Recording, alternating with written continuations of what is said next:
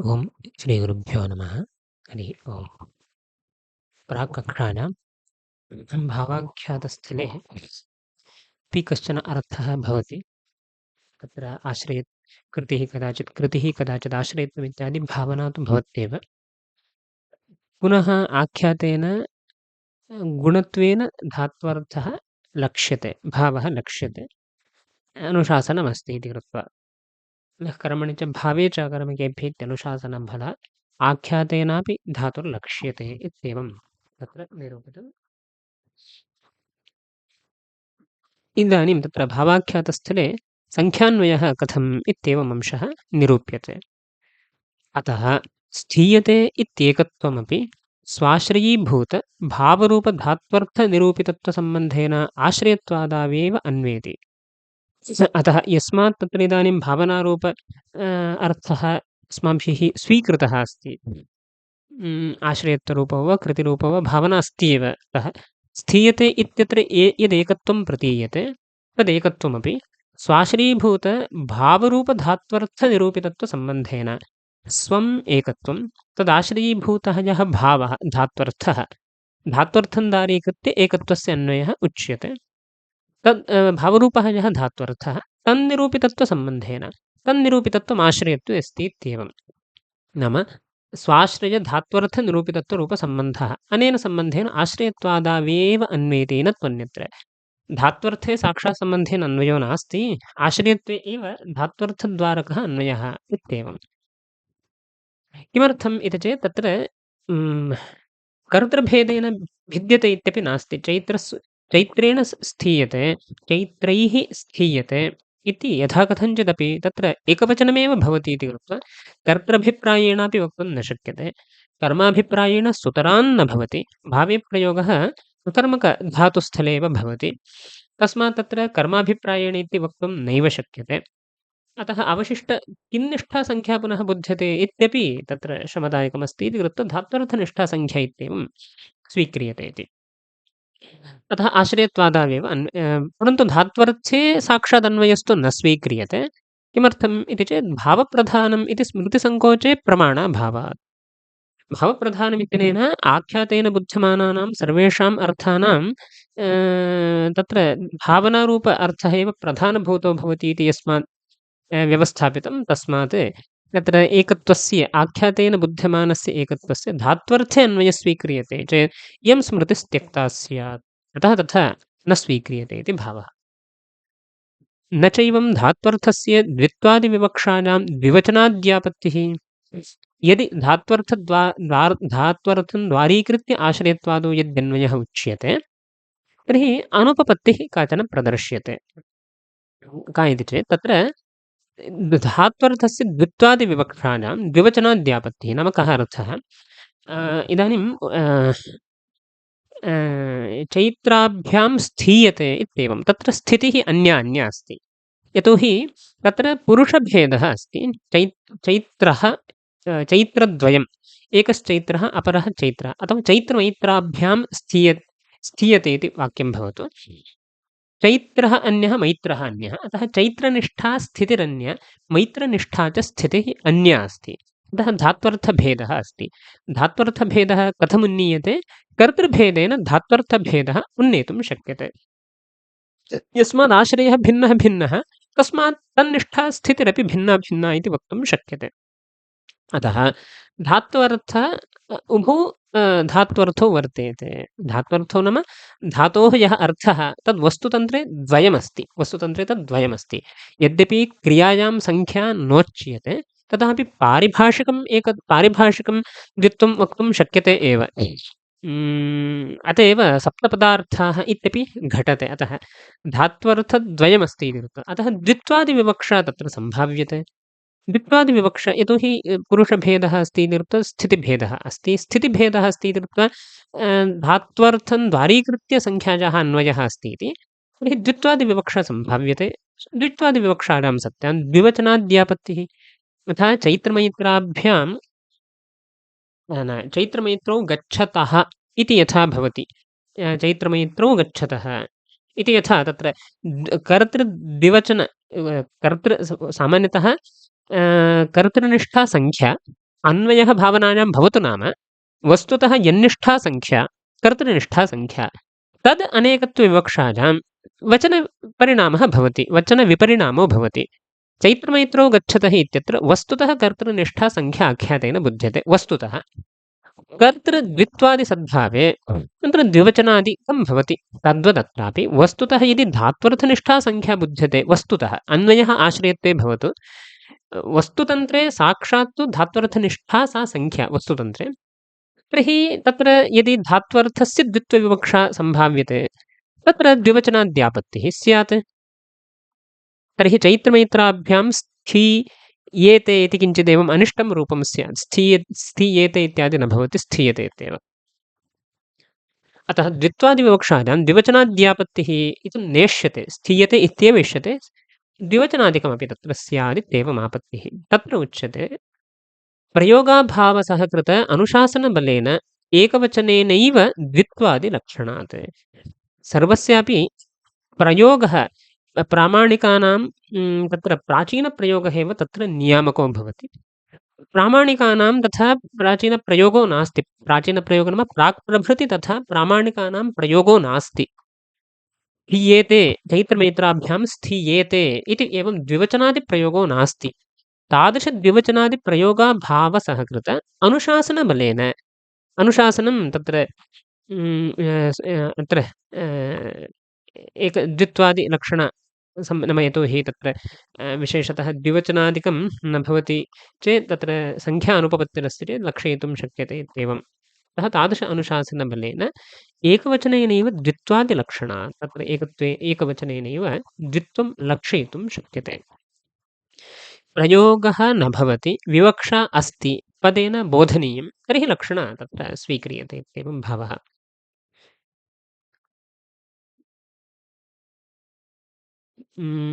अनुशासनबलेन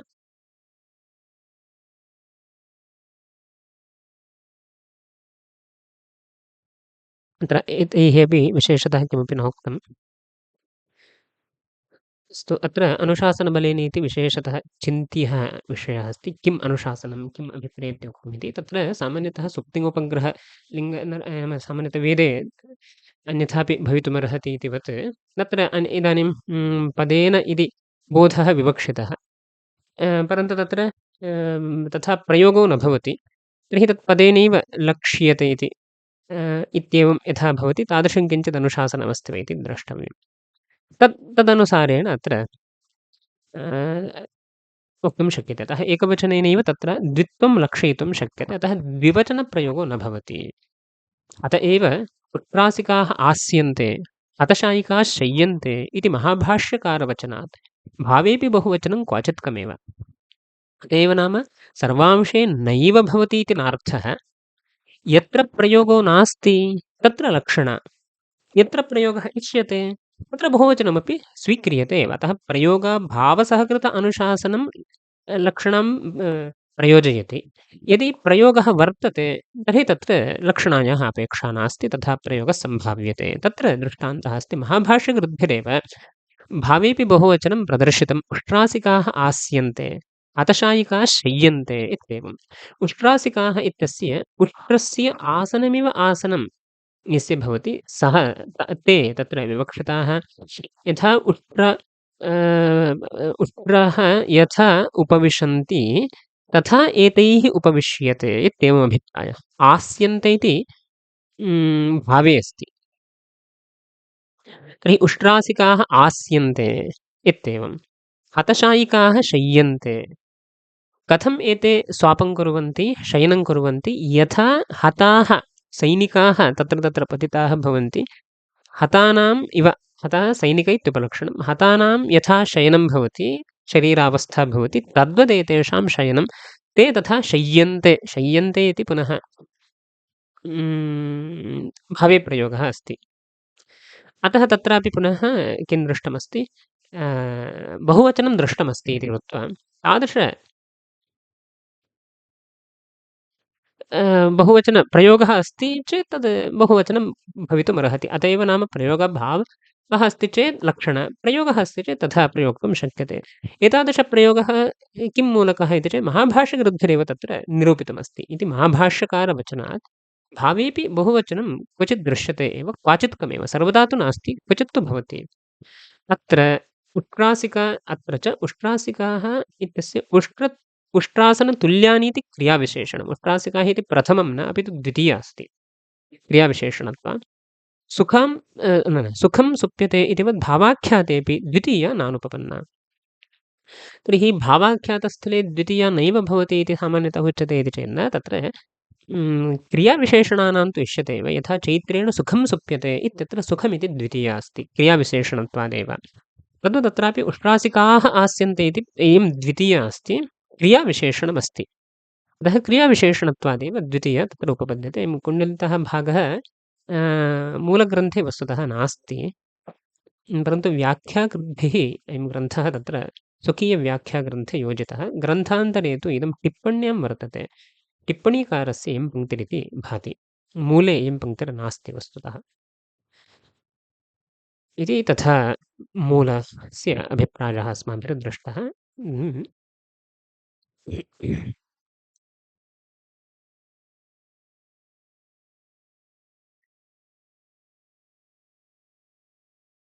व्याख्यानं भावे तिङोऽपि भावनार्थकतया भावनातिरिक्त आख्यातार्थं प्रति भावनायाः प्राधान्यम् इति नियमस्य न व्यभिचारः इत्याह अत इति भावाख्यातस्यापि भावनार्थकत्वादित्यर्थः भावे तिङः अपि भावनार्थकत्वं पूर्वं व्यवस्थापितं प्राक् भागे भावनातिरिक्त आख्यातार्थं प्रति भावनायाः प्राधान्यमिति नियमस्यापि व्यभिचारो नास्ति भावनातिरिक्त आख्यातार्थः वर्तते आख्यातेन गुणभूतत्वेन धात्वर्थः भावरूपधात्वर्थो लक्ष्यते इत्येवम् अतः तत्र नियमस्यापि व्यभिचारो नास्ति अतः सर्वं सुस्थं भावनापि वर्तते तत्र इत्येवम् अतः भावाख्यातस्यापि भावनार्थकत्वादित्यर्थः एकत्वं स्थीयते इत्येकत्वमपि एकत्वं नाम भावप्रत्ययवाच्यम् एकत्वं स्थीयते इत्यनेन स्वाश्रयीभूतधात्वर्थ इत्येवमस्ति स्वाश्रयीभूतभावरूपधात्वर्थनिरूपितत्वसम्बन्धः स्वं संख्या तदाश्रयीभूतः यः स्थित्यादिरूपो धात्वर्थः तन्निरूपितत्वम् आश्रयत्वादौ अस्ति इत्येवं रूपेण अन्वयः धात्वर्थं द्वारीकृत्य अन्वयः प्रमाणाभावादिति तत्र प्रमाणाभावात् स्मृतिसङ्कोचे अन्यथा तत्र साक्षात् धात्वर्थेव अन्वयं भवतु इति चेत् स्मृतिसङ्कोचे प्रमाणाभावादित्युक्तं सामान्यप्रवृत्तादास्तस्याः स्मृतेः भावाख्यात अतिरिक्ततया सङ्कोचे न प्रमाणम् भावप्रधानं भावाख्यातातिरिक्त आख्यातम् इत्येवं किञ्चित् वक्तव्यं स्यात् सङ्कोचो नाम तत्र विशेषतः प्रमाणं नास्ति इति कृत्वा अत्रापि भावनानामेव सङ्ख्यान्वयः स्वीकर्तव्यः इत्येवम् अत्रापि सङ्ख्या एकत्वरूपं वाच्य एकत्वरूपसङ्ख्या अत्र वाच्या अस्ति स्थीयते स्थितिः क्रियते शय्यते शयनं क्रियते इति कृत्यर्थककरोतिना विवरणात् तस्यापि कृतिवाचकत्वं सङ्ख्यापेक्षया च कृतेः प्राधान्यम् इति सर्वं चतुरस्रम् एकत्वरूपसङ्ख्यापि अत्र बुध्यते सङ्ख्या एकत्वरूपिणी सङ्ख्या अत्र बुध्यते तत्र कृतिरपि बुध्यते शय्यते शयनं क्रियते स्थीयते स्थितिः क्रियते इति सामान्यतः मीमांसकानां नास्ति आश्रयत्वं लक्ष्यते तत्र अतः तत्र करोतिना विवरणात् कृतिर्वा आश्रयत्वरूपभावना वा वर्तते एव इति एवञ्च सङ्ख्यापेक्षया कृतेः प्राधान्यं स्मृत्यनुरोधेन सिद्धम् अतः सर्वं चतुरस्रं सर्वम् उपपन्नमेव अस्ति भावाख्यातस्थले अनुपपत्तिः काचन नास्ति एवञ्च तत्र सङ्ख्या न भासते प्रत्ययः अन्ततः निरर्थकः एव इति दर्शनान्तरीयाणामुक्तिर्न आदर्तव्या इति भावः सङ्ख्या नैव बुध्यते तत्र आख्यातं साधुत्वसिद्ध्यर्थमेव अस्ति पदस्य साधुत्वसिद्ध्यर्थमेव अस्ति न केवलविभक्तिः न केवल प्रकृतिः प्रयोक्तव्या नापि प्रत्ययः इति न्यायेन पदस्य साधुत्वनिर्वाहार्थमेव प्रत्ययः अस्ति इति अन्ततो गत्वा सः निरर्थकः एव इति यद् दर्शनान्तरीयाणां मतं या उक्तिः सा न आदर्तव्या इत्येवम् इदानीं द्विवचनचैत्यादिशङ्का आख्यातार्थसङ्ख्यायाः धात्वर्थद्वारकान्वयस्वीकारे चैत्रमैत्राभ्यां स्थीयते इत्यादौ चैत्रमैत्ररूपधर्मिगतसङ्ख्यायाः धात्वर्थस्थितावपि भानेन तादृशद्वित्वादिकमादाय चैत्रमैत्रौ गच्छतः इत्यादाविव भावे लकारेऽपि द्विवचनाद्यापत्तिः इत्याशयेन शङ्कते न चेति। इदानीम् आख्यातार्थ संख्यायाः धात्वर्थद्वारकत्वेन अन्वयः स्वीकृतः। तर्हि चैत्रमैत्राभ्यां स्थीयते इत्यावदौ श्रमः अस्ति द्विवचनाद्यापत्तिर्भवति। किमर्थं? चैत्रमैत्ररूपधर्मिगतसङ्ख्यायाः धात्वर्थद्वारकत्वमस्ति। धर्मिभेदः अस्ति इति कृत्वा धात्वर्थरूपधर्मभेदोऽपि भवति। तेन तद्गतसङ्ख्यापि भिद्यते। सङ्ख्या भिद्यते चेत् द्वित्वादिविवक्षा तत्र सम्भाव्यते। अतः तद्गतद्वित्वादिकमादाय यथा चैत्रमैत्रौ गच्छतः इति प्रयोगः द्विवचनप्रयोगो भवति तद्वत् चैत्रमैत्राभ्यां स्थीयेते इत्यादि किञ्चित् अनिष्टं रूपम् आपद्यते। इति चैत्रमैत्राभ्यां स्थीयते इति रूपं न स्यात्। स्थीयते इत्यादि न वक्तव्यम्। अपशब्दप्रयोगो न उच्यते सामान्यतः पारम्परिकरीत्या। चैत्रमैत्राभ्यां स्थीयते इति प्रयोगो न स्यात् तावदेव। किं स्यात् तन्नोच्यते इति अयं शुद्धः प्रयोगो न स्यात् इत्येवम्। अतः द्विवचनाद्यापत्तिः इत्याशयेन शङ्कते न चेति। एवम् इत्यस्य सङ्ख्यायाः धात्वर्थद्वारा आश्रयत्वादावन्वये स्वीक्रियमाणे।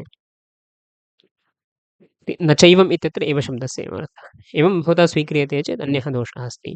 धात्वर्थस्य स्थित्यादेः द्वित्वादिविवक्षायां चैत्रमैत्राभ्यां स्थीयते इत्यादौ चैत्रादिगतसङ्ख्यया पितृरूपधात्वर्थेऽपि द्वित्वादिसङ्ख्यायाः भानादित्याह।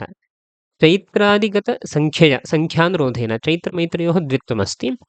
तर्हि तदनुरोधेन स्थितिरूपधात्वर्थेऽपि द्वित्वादिसङ्ख्यायाः भानम् अस्माभिर्विवक्षितुं शक्यते इत्येव।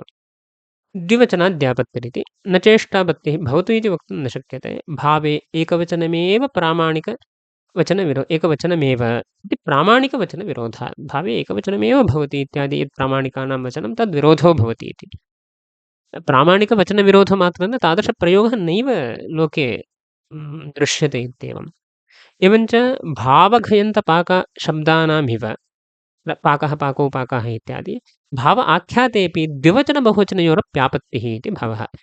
यथा भावाख्यातस्थले एकः पाकश्चेत् पाकः, द्वौ पाकौ चेत् पाकौ, अनेके पाकाः वर्तन्ते चेत् पाकाः इति यथा तत्र विभक्ति नाम वचनं भिद्यते तद्वदपि अत्रापि द्विवचनबहुवचनयोः अपि प्रयोगः प्रामाणिकः आपद्येत इत्येवम् आपत्तिः अस्ति समाधत्ते। प्रयोगाभावसहकृत अनुशासनबलेन इत्यस्ति।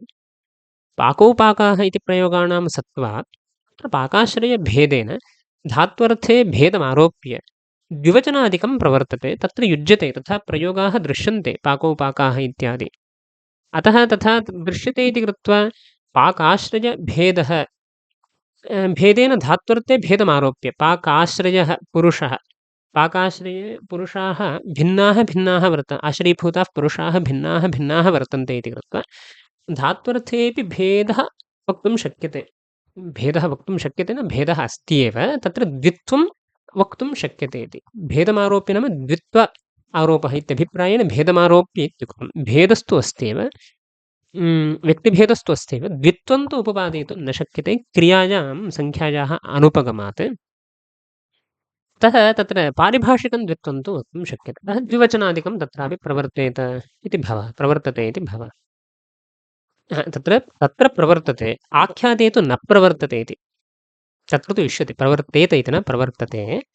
आख्याते तु प्रयोगाभावात् आश्रयगतसङ्ख्यायाः धात्वर्थे अनारोपात् न द्विवचनादि किन्तु स्वगतमेकत्वमादाय एकवचनमेव प्रवर्तते इति भावः। आख्याते तथा वक्तुं न शक्यते यथा पाकौ पाकाः इत्यादौ धात्वर्थगतसङ्ख्यायाः बोधः तद्वदत्र धात्वर्थगतद्वित्वादिबोधार्थं तथा प्रयोगाः लोके न दृश्यन्ते। प्रामाणिकानां तथा प्रयोगो नास्ति। अतः प्रयोगाभावात् आश्रयगतसङ्ख्यायाः धात्वर्थे आरोपः कर्तुमपि न शक्यते अनारोपात्। न द्विवचनादि अत्र पश्यन्तु आश्रयगतसङ्ख्यायाः धात्वर्थे अनारोपात् अत्र स्पष्टमस्ति। पूर्वं तावत् आश्रयभेदेन धात्वर्थे भेदमारोप्य इत्यस्य भेदशब्दः सङ्ख्यापरः। आश्रयसङ्ख्यानुरोधेन धात्वर्थे सङ्ख्यारोपः इत्येवम्। तदत्र स्पष्टं लिखितम् आश्रयगतसङ्ख्यया धात्वर्थे अनारोपात् धात्वर्थे सङ्ख्यायाः आरोपः अन्यत्र युज्यते अत्र न युज्यते। अतः न द्विवचनादिपदप्रयोगाः न भवन्ति। किन्तु स्वगतमेकत्वमादाय एकवचनमेव प्रवर्तते इति भावः। अतः तत्र द्विवचनादिकं न भवति। तर्हि एकवचनमेव प्रवर्तते चेत् द्विवचने चैत्रमैत्राभ्याम् इत्यत्र का गतिः इति चेत् तर्हि चैत्रमैत्राभ्यां स्थीयते इत्यादावेकवचनेन द्वित्वावगतिः कथम् इत्यतः द्वित्वादिलक्षणात्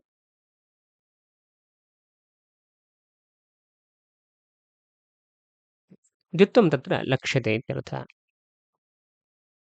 शास्त्रतः एकवचनमेव प्रवर्तते द्वित्वादिभानं तु लक्षणय इति भावः।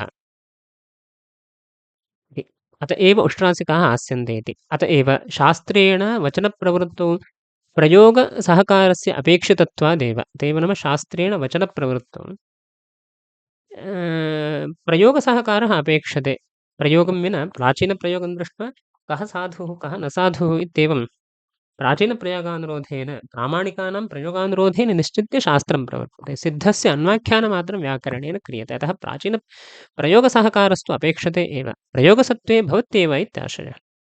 तत्र को प्रयोगो दृष्टः इति चेत् महाभाष्ये।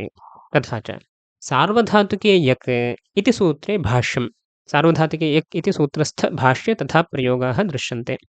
भावेऽपि बहुवचनं श्रूयते। इदं महाभाष्यवचनं। भावेऽपि बहुवचनं श्रूयते। उष्ट्रासिकाः आस्यन्ते हतशायिकाः शय्यन्ते इति। आसधातोः शीङ्धातोश्च भावे लटि प्रथमपुरुष बहुवचने आस्यन्ते शय्यन्ते इति रूपद्वयम्। आसधातोः शीङ्धातोः इदं रूपद्वयं भावे लट् लकारे प्रथमपुरुषबहुवचने आस्यन्ते शय्यन्ते इति। उष्ट्रासिकाः हतशायिकाः इति पदद्वयं तस्य अर्थः कः इत्यत्र धात्वर्थनिर्देशे नुल् आसिका एवञ्च शायिका इत्यस्मिन् स्थले प्रथमतः निरूप्यते। उष्ट्रासिका हतशायिका इति कालान्तरे उच्यते। आसिका एवञ्च शायिका इति रूपं कथं सिद्ध्यति इत्येवं निरूप्यते।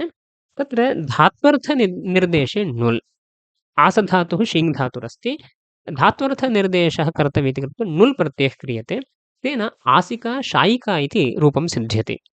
कः अर्थः आसनानि शयनानि इत्यर्थः। आसनं नाम उपवेशनम् इत्येवं स्थितिः इत्येवं किञ्चित् स्वीकर्तुं शक्यते।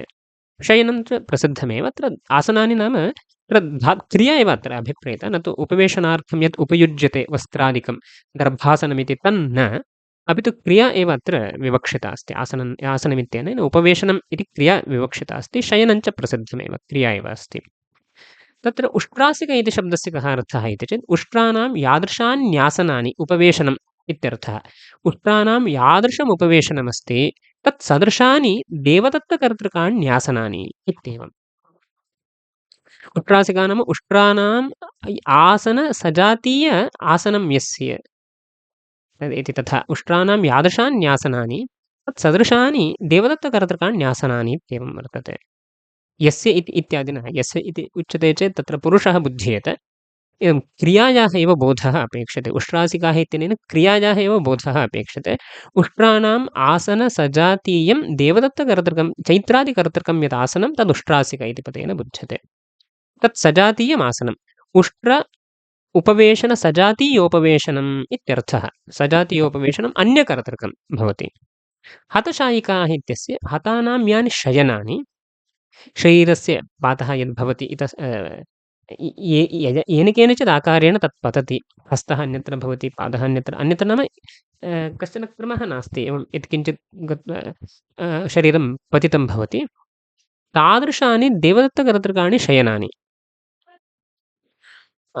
हतशरीरं यथा इतस्ततः तत्र यथा कथञ्चिदपि पतितं भवति तद्वत् चैत्रेण कथञ्चिदपि शयनं क्रियते इत्येवं। तत्र यत् शयनं तत् हतशायिकाः इत्युच्यते।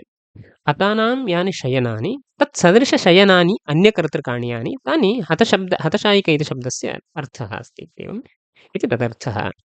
इव शब्दप्रयोगमन्तरेणापि तदर्थावगतिर्भवति। तर्हि उष्ट्रासिक इत्यस्य उष्ट्रस्य आसिक आसनमिव आसनम् इत्येवम् उष्ट्रासिक इति। हतशायिक इत्यत्र हतानां शयनमेव शयनम् आसिक शायिका इत्यस्य शयनं धात्वर्थनिर्देशे नुल् इत्युक्तं। तथा इव शब्दः नास्ति चेदपि गजस्य आननमिव आननं यस्य इत्यादौ यथा इव शब्दः नास्ति चेदपि तत्र सादृश्यप्रतीतिर्भवति तद्वदत्रापि इव शब्दप्रयोगमन्तरेणापि तदर्थावगतिर्भवति इति वक्तुं शक्यते। अत्र भावे बहुवचनं भाष्यकारवचनप्रामाण्यादेव स्वीक्रियते। अत्र शय्यन्ते आस्यन्ते इत्यादौ भाष्ये तथा प्रयोगः वर्तते इति कृत्वा तथा बहुवचनप्रयोगः स्वीक्रियते तदाह अत्र इति भाष्यप्रयोगे तथा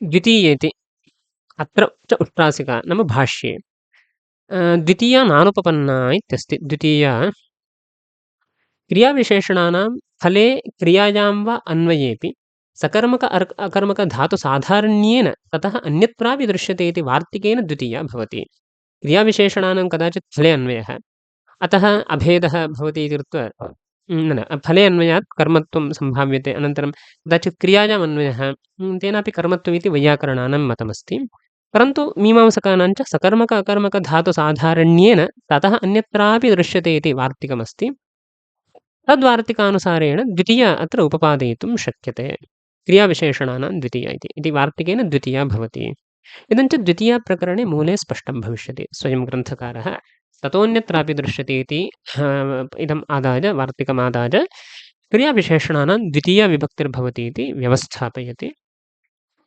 तत्र अयं विषयः स्पष्टे भविष्यति इति आहत्य प्रयोगः नास्ति प्रयोगः क्वचिदस्ति चेत् तथा स्वीक्रियते यथा महाभाष्यकृद्भिः प्रयोगः उद्धृतः अस्ति यत्र तु प्रयोगो नास्ति तादृशस्थले अस्माभिः पुनः नूतनः प्रयोगः कर्तुं न शक्यते तत्र एकवचनमेव साधु भवति तत्र द्वित्वबोधः अपेक्षते इति यदि आग्रहः तर्हि तत्र एकवचनस्यैव द्वित्वे लक्षणा स्वीकर्तुं शक्यते इत्येवम् अर्थः तत्र उक्तः भवति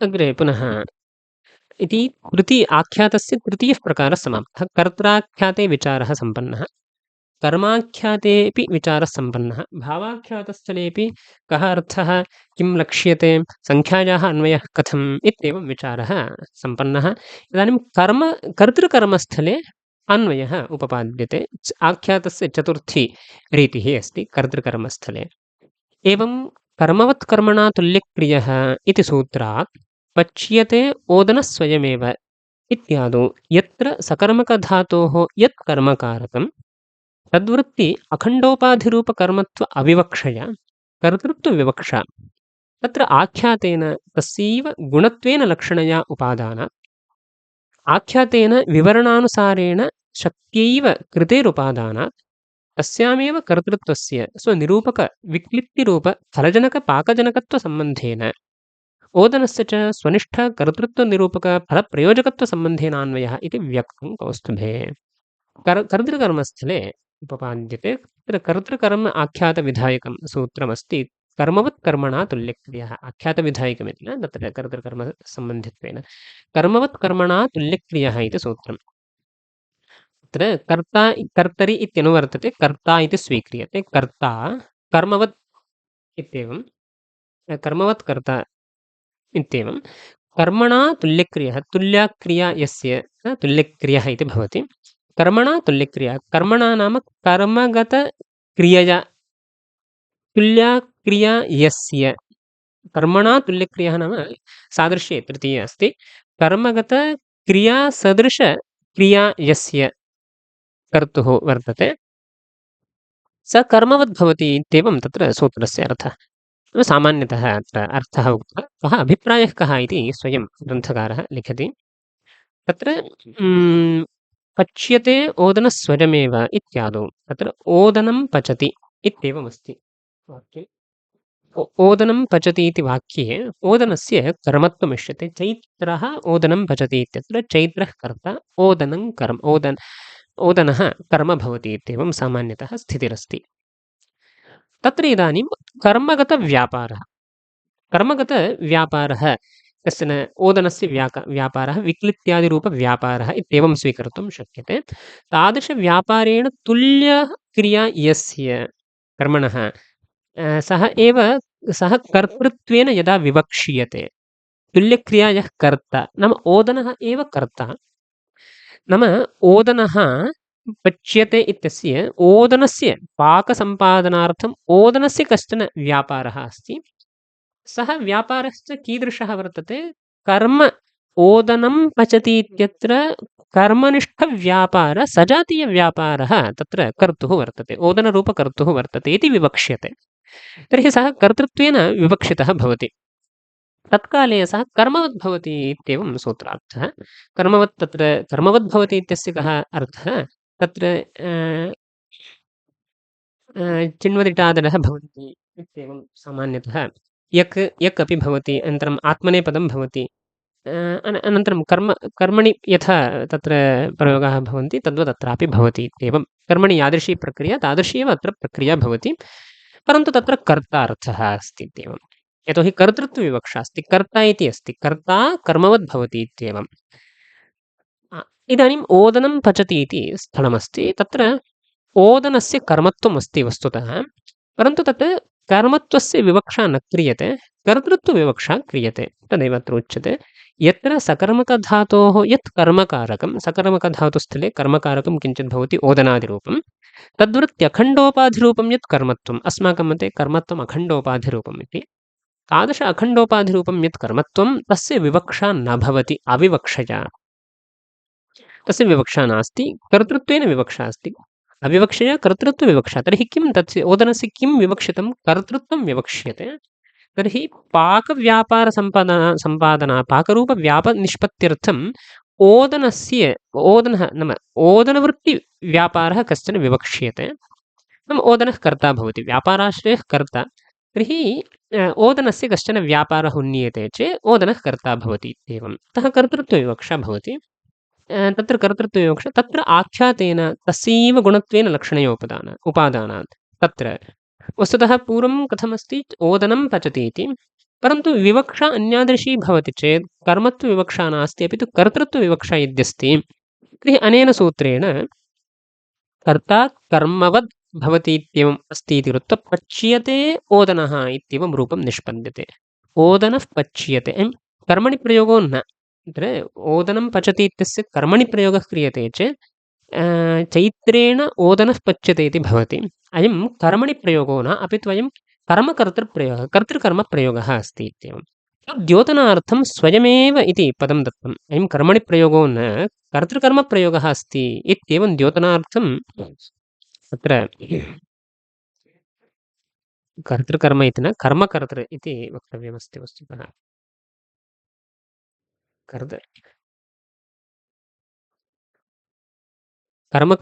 कर्तृस्थले इत्येव वक्तव्यम्। कर्मकर्तृ आख्यातमस्ति इति द्योतनार्थं स्वयमेव इति पदं तत्र अस्ति।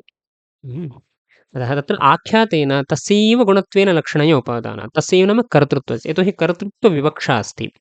अतः आख्यातेन पच्यते इत्याख्यातेन कर्तुः लक्षणा अस्ति, गुणत्वेन लक्षणा। प्राधान्येन नास्ति, भावनायां सः अन्वेति यथा, अतः तथा गुणत्वेन लक्षणया उपादानमस्ति इति एकं। नाम तत्र कर्ता लक्ष्यते, पच्यते इत्यत्र कर्ता लक्ष्यते इत्येकः अंशः जातः। पुनः आख्यातेन विवरणानुसारेण शक्तिैव कृतेरुपादानात्, पच्यते पाकः क्रियते इति विवरणं भवति। पुनः तत्र विवरणानुसारेण कृतिर्भासते एव, तत्रापि आख्यातस्य वाच्यार्थः कृतिरेव, सा भासते एव कृतेरुपादानात्। तस्यामेव तस्यामेव कृतौ एव कर्तृत्वस्य लक्षणया गुणत्वेन यद् लक्षितं, नाम लक्षणया बुद्धं यत् कर्तृत्वं तस्य स्वनिरूपकविक्लिप्तिरूपफलजनकपाकजनकत्वसम्बन्धेन अन्वयः। कृतौ कर्तृत्वमन्वेति। इदं कर्तृत्वं किन्निष्ठम् इति चेत् ओदनादिनिष्ठम्। ओदनस्य कर्तृत्वविवक्षा अस्ति, अतः ओदननिष्ठं कर्तृत्वमस्ति। अतः तादृशकर्तृत्वस्य स्वनिरूपकविक्लिप्ति ओदननिष्ठं कर्तृत्वमस्ति। तादृशकर्तृत्वं कं प्रति कर्तृत्वं? कां प्रति कर्तृत्वम् इति चेत् विक्लिप्तिं प्रति कर्तृत्वम्। अतः तादृशकर्तृत्वनिरूपिका भवति विक्लिप्तिः, विक्लिप्तिरूपं फलं। तज्जनकः पाकः अस्ति, तादृशपाकजनकत्वं कृतेः वर्तते इति कृत्वा स्वनिरूपकविक्लिप्तिरूपफलजनकपाकजनकत्वसम्बन्धेन कर्तृत्वस्य तत्र कृतोऽन्वयः वक्तुं शक्यते इत्येवम्। ओदनस्य च तत्र ओदनः पच्यते इत्यस्ति। तत्र पाणिनिमतानुरोधेन स्वीकर्तुं शक्यते, यतोहि ओदनस्य अन्वयः उच्यमानः अस्ति। प्रातिपदिकस्य यः अर्थः स एव प्रथमायाः अप्यर्थः। ओदनाभिन्नः ओदनः इति भवति। प्रथमार्थः अथवा प्रातिपदिकस्य साधुत्वमात्रार्थकत्वं वा, प्रथमायाः ओदनः इत्यर्थः। प्रथमार्थभूतः यः ओदनः सः कृतौ अन्वेति केन सम्बन्धेन इति चेत् ओदनस्य प्रथमायाः अर्थः यः ओदनः तस्य स्वनिष्ठकर्तृत्वनिरूपकफलप्रयोजकत्वसम्बन्धेन स्वम् ओदनः प्रथमा विभक्तेः अर्थः ओदनः तन्निष्ठं यत् कर्तृत्वं विवक्षाधीनं यत् कर्तृत्वमस्ति तत् तन्निरूपकीभूतं यत् फलं विक्लिप्तिरूपं फलं तत् प्रयोजकत्वं कृतेः वर्तते इत्येवं सम्बन्धेन ओदनप्रथमार्थस्य ओदनस्य प्रथमायाः विभक्तिर्यः अर्थः तस्य आख्यातार्थकृतवन्वयः वक्तुं शक्यते इति व्यक्तं कौस्तुभे अतः कर्मकर्तृस्थले एवमेव अत्र अस्माभिः सम्बन्धः स्वीक्रियते संख्यादीनामपि तत्र अन्वयः सुलभः एव अस्ति अत्र पच्यते इत्यत्र एकत्वमस्ति एकत्वाश्रयीभूतः अस्ति वस्तुतः ओदनः कर्तृभूत ओदनः नाम अत्र कर्तृत्वेन विवक्षा अस्ति इति कृत्वा तत् समवेतत्वमिति वक्तुं न शक्यते अतः स्वाश्रयः यः ओदनः तादृश ओदननिष्ठ विक्लिप्तिप्रयोजकत्वम् इत्येवम् अथवा ओदननिष्ठकर्तृत्वनिरूपकविक्लिप्ति प्रयोजकत्वमिति वा वक्तुं शक्यते अतः स्वसमानाधिकरणविक्लिप्तप्रयोजकत्वम् इति वा यत्किञ्चित् तत्र पच्यते इत्यत्र बुध्यमानाः सङ्ख्याजाः अपि कृतवन्वयः एवं रीत्या प्रतिपादनीयः अस्ति इत्येवं तत्र इति मूले अस्माभिर्विचारः दृष्टः अस्ति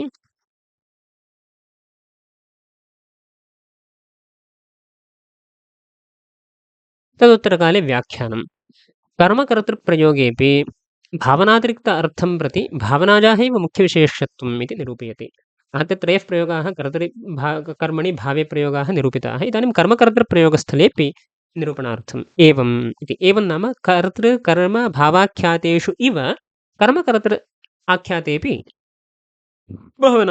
भावनायाः मुख्यविशेषत्वमेव अङ्गीकर्तुं शक्यते ओदनः पच्यते स्वजमेव इति ओदनं पचति चैत्रः इति कर्तरि शुद्धः प्रयोगः अस्ति चैत्रः ओदनं पचते इति सामान्यतः कर्तरि प्रयोगः अस्ति अयं शुद्धः प्रयोगः तत्र क्रियागतसौकर्यद्योतनाय कर्तृव्यापार अविवक्षायाम् अन्यनिष्ठव्यापारस्य विवक्षया कर्मणः ओदनादेः एव कर्तृत्वं क्रियागतसौकर्यद्योतनाय नाम पुरुषस्य अत्र इदं नास्ति पुरुषस्य तथा पुरुषव्यापारः न विवक्षितः तादृशक्रियागतसौकर्यं सुकरता तत्र विशेषतः द्योतनीयः अस्ति इत्येवम् अतः कर्तृव्यापारस्य विवक्षा न भवति नाम सामान्यतः चैत्रः एव पाकं करोति तर्हि चैत्रस्य माहात्म्यं भवति यतोहि सः पाकं करोति इति कृत्वा चैत्रस्य माहात्म्यं भवति परन्तु तन्न विवक्ष्यते क्रियायाः सौकर्यं सुकरत्वं द्योतनीयमस्ति अतः कर्तृव्यापारस्य विवक्षा तत्र न क्रियते अनेन कर्त्रा इदं भवति इति न अयं कर्ता भवतु परन्तु तद् वस्तुतः स्वभावादेव भवति इत्येवं किञ्चित् अतः अन्यनिष्ठव्यापारस्य विवक्षा अस्ति अन्यनिष्ठव्यापारो नाम ओदनादेः एव अन्यनिष्ठ प्रकृति इदानीम् अन्यपदेन कर्मग्राह्यं कर्मनिष्ठव्यापारस्य विवक्षा अस्ति तत्काले ओदनादेरेव कर्तृत्वं यतोहि व्यापाराश्रयः कर्ता भवति व्यापारः इदानीं कर्मनिष्ठव्यापारः अस्माभिः स्वीक्रियते कर्मणा तुल्यक्रियः इत्यत्र कर्मसादृश्यं वक्तव्यं कर्मसादृश्यं च कर्मगतव्यापारसादृश्यम् इति तुल्यक्रियः इत्यत्र क्रिया प्रविष्टा क्रिया च व्यापाररूपिणी अस्ति अतः कर्मणा तुल्यक्रियः इति चेत् कर्मवृत्तिक्रिया सजातीयक्रिया इत्येवं वक्तव्यं भवति तस्मात् कर्मगतव्यापारः इत्येवं वक्तव्यं व्यापाराश्रयः कर्म भवति अतः तस्यैव कर्मणः ओदनादेः कर्तृत्वम् इत्येवम् अंशः सिद्धः व्यापाराश्रयः कर्ता इति कृत्वा इति तस्मिन् प्रयोगे क्वचित् अकर्मको भवति यतोहि कर्मणः विवक्षा नास्ति कर्मणः यदि विवक्षा नास्ति अकर्मकधातुर्भवति इति यद्यपि पचति इति सकर्मकधातुरस्ति तथापि कर्मणः अविवक्षायां सत्यां सः एव अकर्मकोऽपि भवति इत्येवं ततः तर्हि पच्यते इति भवति ततः कर्तरि भावे च लकाराः उत्पद्यन्ते पचिधातोः अनन्तरं कर्तरि भावे च लकाराः उत्पद्यन्ते पच्यते उभयत्रापि पच्यते इत्येव रूपं भवति ओदनेन पच्यते इति ओदनेन पच्यते इति कर्तरि यतोहि अत्र कर्तु ओदनेन पच्यते इति भावे भवति कर्तरिलकारे पच्यते तण्डुलः पच्यते ओदनः ओदनः इति भवति चेत् कर्तरिप्रयोगः। अत्र ओदनेन इत्यस्ति। भावे प्रयोगे आख्यातेन कर्तुरुपादानं नास्ति इति कृत्वा अनभिधानात् ओदनेन इति तृतीया भवति। ओदनेन पच्यते इति भावे प्रयोगः। कर्तरि लकारे तु पच्यते तण्डुलः ओदनः इत्येवं भवति। तण्डुलः पच्यते नाम तण्डुलस्य व्यापारः विवक्षितः अस्ति। नाम तत्र एकं किञ्चित् महत् कार्यं भवति चेत् अनेकेषां तत्र व्यापाराः तत्र भवन्ति।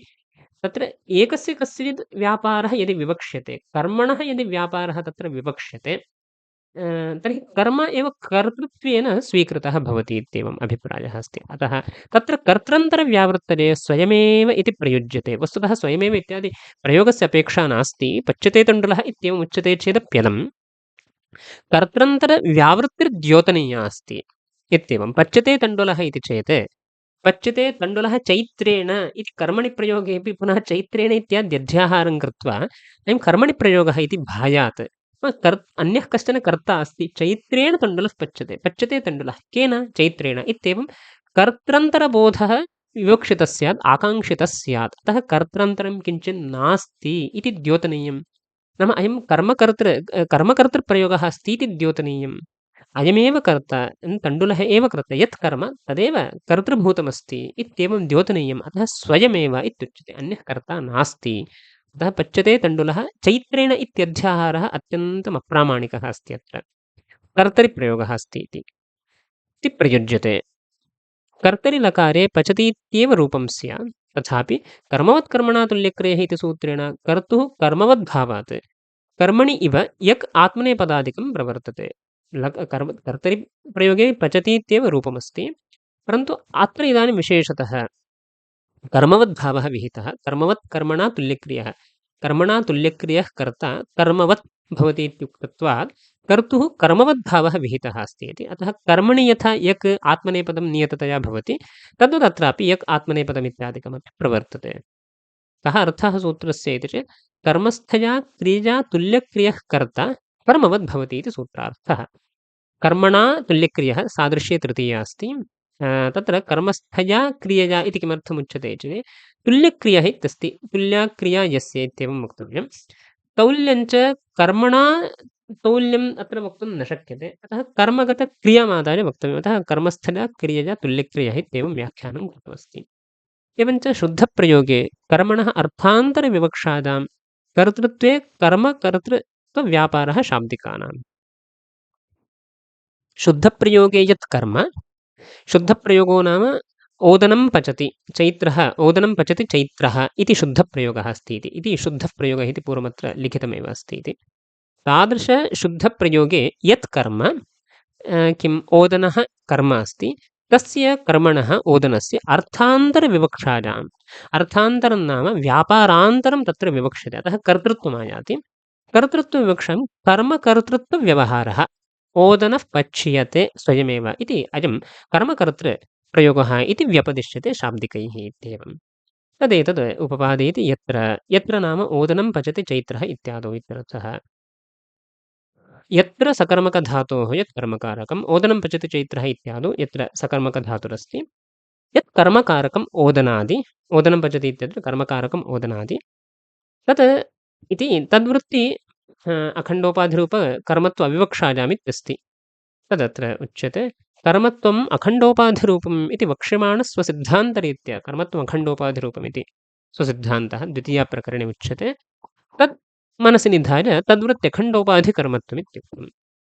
अविवक्षया कर्तृत्वविवक्षया तत्र आख्यातेन इत्यादि अस्ति। तत्र नाम पच्यते ओदनः स्वयमेव इत्यत्र तस्यैव गुणत्वेन लक्षण, तस्य नाम कर्तृत्वस्य इत्येवं गुणत्वेन प्रधानतया इत्येवं। नाम मुख्यविशेषत्वं नास्ति, भावनायां यथा सः अन्वेति तथा गुणत्वेन लक्ष्यते। विवरणानुसारं सामान्यतः लक्ष्यार्थः विशेषो भवति, अतः तत्र उच्यते सः गुणत्वेनैव लक्ष्यते। अत्र आख्यातस्य कृतिः अर्थः अस्ति एव इति वक्तव्यम्। अतः विवरणानुसारेण पच्यते पाकं करोति इति विवरणानुसारेण कृतेः भावनायाः, अत्र सर्वदा कृतिर्भवति इति नास्ति, अतः कृतेरुपादानात् भावनायाः उपादानात् तस्यामेव शक्त्योपस्थितायां भावनायामेव तस्यामेव कर्तृत्वस्य इत्यस्ति। नाम भावनानामेव कर्तृत्वस्य अन्वयः। कर्तृत्वस्य लक्षितं कर्तृत्वमिदस्ति तस्य। सम्बन्धः अस्ति स्वनिरूपकविक्लित्तिरूपफल जनकपाकजनकत्वसम्बन्धः। तत्र स्वम् ओदनवृत्तिकर्तृत्वं तन्निरूपकं यद् विक्लित्तिरूपं फलं तज्जनकः यः व्यापारः पाकादिरूपः तज्जनकत्वं कृतोऽस्ति इत्येवम्। ओदनस्य प्रथमान्तार्थस्य प्रथमान्त नाम प्रातिपदिकार्थः इति मास्तु। प्रातिपदिकार्थश्चेत् प्रातिपदिकार्थः प्रत्ययार्थे अन्वेति, प्रत्ययार्थः कृतो अन्वेति। अतः ओदनस्य अयं सम्बन्धः उक्तः। अतः अत्र पाणिनिमतं स्वीकृतमस्ति। पाणिनिमते प्रथमायाः प्रातिपदिकार्थः प्रातिपदिकार्थः ओदनः, तर्हि प्रथमायाः अर्थोऽपि ओदनः, प्रथमार्थः ओदनः अनेन सम्बन्धेन कृतो अन्वेति इत्येवम्। अतः स्वनिष्ठेति स्वम् ओदनः तन्निष्ठं कर्मत्वनिरूपकं यत् फलं स्वनिष्ठकर्तृत्वनिरूपकफलप्रयोजकत्वमित्यस्ति। स्वम् ओदनः तन्निष्ठं यत् कर्मत्वनिरूपकं तन्निष्ठं यत् कर्मत्वं तन्निष्ठं कर्म तन्निष्ठकर्मत्वमिति वक्तव्यं। तन्निष्ठकर्मत्व तन्निष्ठं यत् कर्मत्वं तन्निरूपकमिति वक्तव्यं भवति अत्र अस्मिन् स्थले। तन्निष्ठं कर्मत्वमिति दुष्टमस्ति। ओदनः तन्निष्ठं यत् कर्मत्वं तन्निष्ठं कर्मत्वनिरूपकमिति पूर्वमासीत् तन्न तन्निष्ठं यत् कर्मत्वं तन्निरूपकमित्येवं। वस्तुतः तत्र कर्तृत्वमित्यस्ति, अत्र कर्मत्वमिति लिखितम्, इदमपि अत्र चिन्त्यं कर्तृत्वमित्येव वक्तुं शक्यते। तादृशकर्तृत्वनिरूपकं यत् फलं विक्लित्यादि तत् प्रयोजकत्वं तज्जनकपाकजनकत्वं। प्रयोजकत्वं नाम तादृशविक्लित्तिजनकपाकजनकत्वरूपं प्रयोजकत्वं कृतोऽस्ति इत्यर्थः। कौस्तुभे अयं विषयः स्पष्टतया उक्तः। द्वितीयाध्याये प्रथमपादे भावार्थाधिकरणे अयम् अंशः निरूपितः अस्ति इत्येवम्। इति अत्र अयमंशः उक्तः अस्ति। तदुत्तरकाले निगमनं भावनामुख्यविशेष्यत्वस्य यः उत्तरभागः तस्य निगमनं भावनामुख्यविशेष्यत्वनिगमनं तत्सिद्धं भावनातिरिक्त आख्यातार्थस्य सर्वस्य भावनायाम् एव प्रकारता इति तस्याः मुख्यविशेष्यत्वम्। भावनातिरिक्तः यो यः आख्यातार्थः कालप्रभृति अस्माभिर्विचारः सः कालः दशानामपि लकाराणाम् अर्थास्तत्र तत्र चिन्तिताः भूतत्वमित्यादयः यो यः अर्थस्तत्र तत्र प्रतिपादितः। विध्यादयः अर्थाः पूर्वमेव विधिवादे निरूपिताः। अनन्तरं संख्या तत्रापि चतुर्षु स्थलेषु संख्यायाः अन्वयः कथं कर्तरिप्रयोगे कर्मणि प्रयोगे भावे प्रयोगे कर्मकर्तृप्रयोगे च संख्यायाः अन्वयः कथम् इत्येवम् अपि दृष्टं। तत्र पुनः चतुर्ष्वपि स्थलेषु कर्ता कर्म भावः अनन्तरं पुनः अत्र कर्तृत्वम् इत्येवं गुणत्वेन लक्ष्यते, तेषाम् अन्वयः कथम् इत्येवं सर्वमपि निरूप्य भावनायाः एव मुख्यविशेषत्वं तत्र सर्वत्र उपपादितमस्ति इति भावनायाः मुख्यविशेषत्वं सिद्ध्यति। धात्वर्थं प्रति तु तस्याः विशेष्यत्वम्। इदं सर्वं भावप्रधानमाख्यातमित्यनेन आख्यातेन ये ये अर्थाः प्रतीयन्ते तेषां सर्वेषां दृष्ट्या भावनायाः प्राधान्यम् इत्येवं सर्वं निरूपितम्। इयमेव भावना भावप्रधानमाख्यातमिति भवतु, आख्यातेन बुध्यमानेष्वर्थेषु भावनायाः प्राधान्यं सत्यम्। इयं भावना पुनः धात्वर्थे अन्वयं प्राप्नोतु, धात्वर्थमुख्यविशेषकः बोधो भवतु इति चेत् तत्र उच्यते धात्वर्थं प्रति मुख्यविशेष्यत्वं भावप्रधानमिति स्मृत्या न सिद्ध्यति किल इति चेत् स्मृत्यन्तरेण सिद्ध्यति। धात्वर्थं प्रति तु तस्याः विशेष्यत्वं प्रकृतिप्रत्ययो प्रत्ययार्थं सह ब्रूतः तयोस्तु प्रत्ययः प्राधान्येन इति स्मृतिवशादेव अविवादम्। अविवादमित्यनेन इयं स्मृतिः सुबर्थविषयिणी इति यत् पूर्वमुक्तं तन्न वृथा द्वयोः स्मृत्योः विरोधं सम्पाद्य भिन्नविषयकत्वरूप सङ्कोचरूपबाधकल्पनापेक्षया उभयोः अपि उपपत्तिः यथा कर्तुं शक्यते तथा उपपादनं युज्यते। अतः मीमांसादृष्ट्या अविरोधेन उपपत्तौ विरोधो न ग्राह्यः, अबाधेनैव उपपत्तौ बाधः नाङ्गीकार्यः। शास्त्रान्तरे किं क्रियते, द्वयोः स्मृत्योः विरोधः सम्पाद्यते। विरोधो नाम सङ्कोचरूपविरोधः सम्पाद्यते। प्रकृतिप्रत्ययो इति स्मृतिः भावप्रधानमाख्यातमिति स्मृतिवशात् सुबर्थविषयत्वेन सङ्कुचिता भवति इत्येवम् उच्यते। तत् अबाधेनैव उपपादयितुं शक्यते। अस्मदुक्तरीत्या अबाधेन इदानीम् उपपादनं कृतं। द्वयोः अपि स्मृत्योः सार्थक्यमस्ति, कस्यापि अनर्थक्यं नास्ति। अबाधेनैव उपपादितमस्ति। अतः अत्र अविवादमित्यनेन अंशेन अयं सर्वोऽपि अंशः मीमांसायुक्तिसिद्धः अस्ति। वृथा विरोधं सम्पाद्य सङ्कोचरूपबाधाङ्गीकरणम् अनपेक्षितम् इत्येवम् अंशः अत्र द्योतितः भवति। अत एव न तस्य प्रत्ययार्थान्तरं प्रति प्रकारता। तस्य नाम धात्वर्थस्य प्रत्ययार्थान्तरं प्रति नाम विधौ अन्वयः इत्येवं कैश्चित् प्राभाकरैः उच्यते। विधौ धात्वर्थस्य अन्वयः अनन्तरमिति अन्यत् प्रतिसाध्यत्वादौ अन्वयः इत्यादि किञ्चित् उच्यते। तथा किञ्चित् तत्र न वक्तव्यम्। अतः अन्यत्र प्रत्ययार्थान्तरं प्रति प्रकारत इति तु नास्ति। किमर्थं? विशेष्यकामित्वे सम्भवति सति प्रकारकामित्वस्य अन्याय्यत्वात्। आख्यातेन बुध्यमानानाम् अर्थानां दृष्ट्या भावना विशेष्यभूता अस्ति।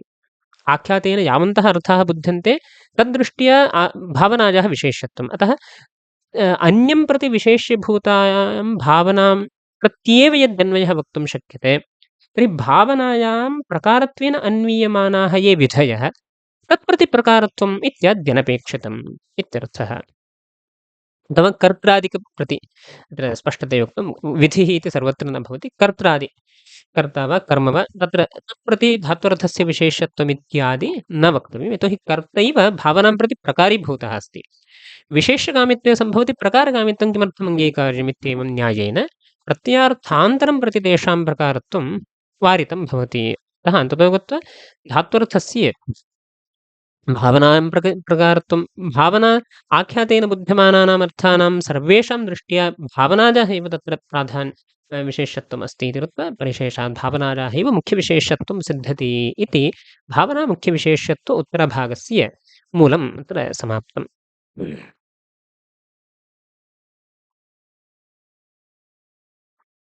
व्याख्यानं भावनायाः एव मुख्यविशेष्यत्वम् इति प्रक्रान्तार्थमुपसंहरति तत्सिद्धम् इति। भावनातिरिक्त आख्यातार्थस्य कर्तृकर्मभावसङ्ख्या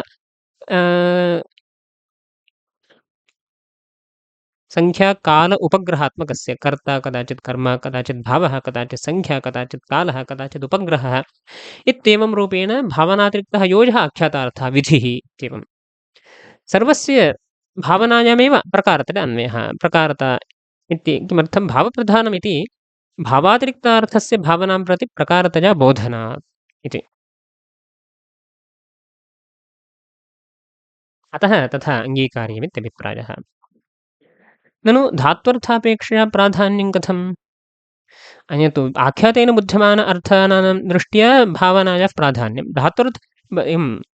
सकल आख्यात भावनातिरिक्त आख्यातार्थविशेषभूता भावनैव धात्वर्थे प्रकारः भवतु इति चेत् तत्र उच्यते धात्वर्थं प्रति तु इति। अत एव धात्वर्थापेक्षभावनायाः प्राधान्यादेव अत एव न तस्य प्रत्ययार्थम् तस्य धात्वर्थस्य तस्य प्रत्ययार्थान्तरं प्रति नाम धात्वर्थस्य प्रत्ययार्थान्तरं प्रति प्रकारता न। प्रत्ययार्थान्तरं नाम किं ग्राह्यम् इति चेत् भावनातिरिक्त कर्त्रादिप्रत्ययार्थं प्रति तत्र प्रकारत्वं न विशेष्यकामित्वे सति प्रकारकामित्वस्य अन्यायत्वादित्येवं न्यायेन इति अत्र व्याख्यमपि समाप्तं। तदुत्तरकाले धात्वर्थनिरूपणमिति धात्वर्थवादः आरप्स्यते। को नाम धात्वर्थः इत्येवं विचारः क्रियते। तद् अग्रिमकक्षायां भवतु। नमस्कारः।